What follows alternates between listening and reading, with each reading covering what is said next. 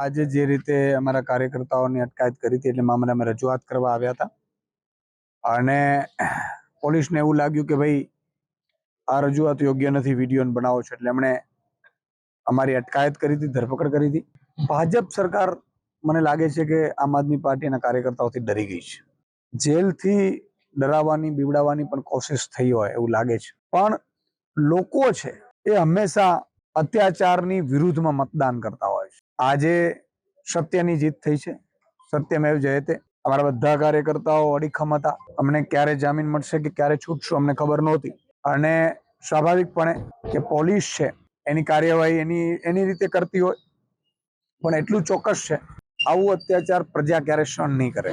આજે રજૂઆત કરવી એ દરેકનો અધિકાર છે, મૌલિક અધિકાર છે અને એ મૌલિક અધિકારના ભાગરૂપે માની લો કે રજૂઆતમાં એમણે એવું કહ્યું કે ભાઈ વિડીયો નહીં ચાલે, વિડીયો નહીં બનાવવાના, બની શકે એમના પોતાના પોઈન્ટ ઓફ વ્યૂ, પણ એટલું ચોક્કસ છે કે પ્રજા છે એ ભાજપના કામોથી કંટાળી ગઈ છે, ભાજપથી ત્રાહિમામ પોકારી ગઈ છે અને એટલે ભાજપ છે એ પ્રજાની વચ્ચે જઈ નથી શકતી. એટલે એન કેન પ્રકારે કોઈ પણ રીતે એ આમ આદમી પાર્ટીને ડેમેજ કરવાની કોશિશ કરે છે.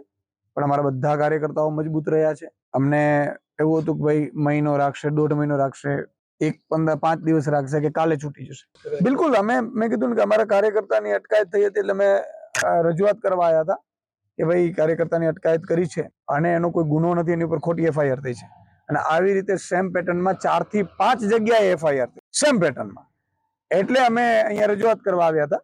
એ અમારો મુદ્દો હતો. પોલીસનો વ્યવહાર કેવો છે તમારી સાથે? જો પોલીસ છે હંમેશા મને એવું લાગે છે કે ચીઠીની ચાકર હોય છે. પોલીસ ઘણી વખત એવું થતું હતું કે ભાઈ જવા દેશું, પછી એમ કે ના તમને પાસે ધરપકડ કરવાની છે, અટકાયત કરવાની છે, અટક કરવાની છે, એની કાર્યવાહી કરતી હોય છે. એનો અમને વાંધો પણ નથી. અમે જેલ કે એના અત્યાચારથી અમે ડરવાના નથી.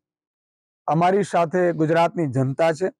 આજે ગુજરાતની જનતા, ઈશુદાનભાઈ એક દિવસ જેલમાં ગયો અને મેં પાછળ જોયું છે લગભગ અત્યારે બહાર નીકળ્યા પછી કે લાખોની સંખ્યામાં ગુજરાતની જનતા એકઠી થઈ ગઈ. એ મારા પ્રત્યેનો પ્રેમ છે.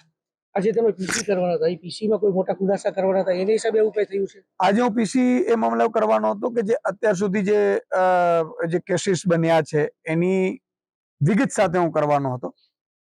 બની શકે કારણ કોઈ પણ હોઈ શકે, જરૂર નથી કે એ જ કારણ હોઈ શકે, પણ અમે કહીએ છીએ ને કે ભાઈ અમે ગુજરાતની જનતાનો અવાજ બનવાની કોશિશ કરીએ છીએ. અમે ગુજરાતની જનતા માટે લડીએ છીએ અને લડતા રહીશું.